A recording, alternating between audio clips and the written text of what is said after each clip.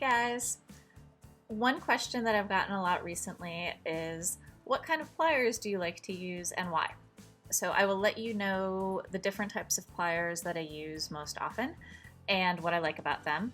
Having said that though, note that your hand shape and size is undoubtedly different from mine. So even though this is what works for me and is super comfortable, it might not be the best fit for you. You'll just have to give it a try and see. The type of pliers that I use will depend on the ring size that I'm using. So either this large ring here, example of medium rings, or little tiny rings. I'll use different pliers for each of those.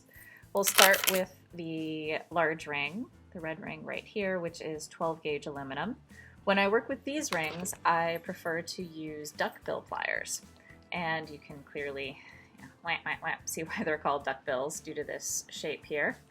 I find that they give me the most surface area grip, and so I have really good leverage, and it just helps me work with the really tough rings that tend to fight back. If I'm going to work with rings that are a little bit smaller but still thick, so like 14 gauge, even some 16 gauge, and certainly 16 gauge steel, if the inner diameter of the ring is large enough, I may work with a duckbill in one hand and Wubbers in the other hand. The Wubbers that I like to use are the wide nose Wubbers, as opposed to the medium or narrow nose Wubbers, which keep getting progressively smaller, or thinner, I should say. And once again, it's all about the surface area. The wide ones give me the best surface area grip. When I move to rings that are a little bit smaller, so almost everything that I do in an 18 gauge, for example, these black rings here, for those, I will use one set of Wubbers in each hand, and once again, I am using the wide nose Wubbers. I will do a quick aside. You may have noticed that I have foam covering on the handles of my pliers. I'll make a separate video that talks all about that and explains that. When I'm working with really small rings, so you can see these are 20 gauge rings right here. When I work with the 20 gauge rings, my weapons of choice are my Lindstrom RX Pliers. These have very thin and narrow jaws, and they're super comfortable. One of the things I like most about them is that they are adjustable. So you can see I just popped that spring out, and I can hook that spring into any of these three slots here to give a different tension. So there's different resistance, and you can find what's most comfortable for you.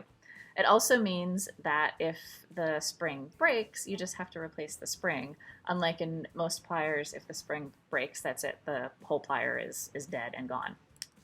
When I'm working with rings that aren't super tiny, micromaille, I may also use an Ergo plier in one hand and then the Lindstrom pliers in the other hand. The Ergo pliers are my all-around favorite starter plier, so if you're not 100% sure if you want to start doing chainmaille, these are a really inexpensive way just to have a quality plier that will let you get a feel for if you like doing chainmaille or not before you move up to the Wubbers or the Lindstrom RX Pliers. You may also have noticed, as I said, I tend to work with different pliers in my hands at the same time. I do that a lot. I tend to find that using the bigger plier in my left hand, so for example, I could possibly be using the Wubber in my non-dominant hand, so my left hand, and then a thinner plier in my right hand. That to me just gives me a really good surface area and grip, and then I'm using the thinner plier to scoop up rings and weave and work with that. Like I said, that works for me. It may not work for you. The pliers that I avoid and pretty much never use are bent nose pliers and chain nose pliers. I just find that because the surface area is so small, I just can't get the grip on the rings that I want to get, and I wind up slipping or jabbing into my knuckle, and that's no fun and uncomfortable. So I stay away from those guys.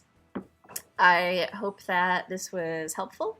If you have any questions on any of the pliers that I talked about or something that I didn't cover, just leave me a comment and I'm happy to answer. Until then, happy weaving and rock on!